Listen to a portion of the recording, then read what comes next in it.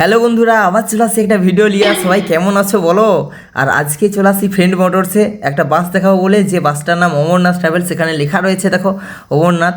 এই বাসটা দারুণ করছে, তো মানে শুধু একটু দেখো কীরকম করছে বাসটাকে। একবার টোটাল মডিফাই করছে পুরানো চ্যাসিজ আর বডির উপরে, আর উপরে ভলভোর মতো ডিজাইন করছে ঢাল মতো, প্লাস সাইডটা এত সুন্দর কালার দিচ্ছে কি কইবো। আর এই যে দেখো এখানে অমরনাথ ট্রাভেলসের একটা শিব ঠাকুরের কি সুন্দর ছবি করছে, প্লাস এখানে কালারফুল ছবি জাস্ট সেই লেভেলের করছে পুরো সাইড বাইরেটা।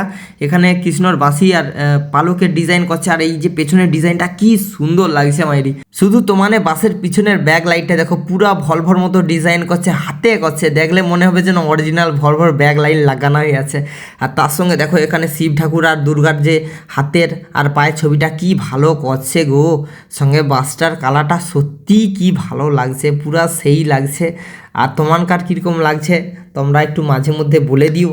আর এই যে ডিজাইনটা কেমন হচ্ছে, আর যারা ভাড়া করতে চাও অবশ্যই যোগাযোগ করতে পারো। তো ডেসক্রিপশানে নাম্বারও দিয়ে দিই।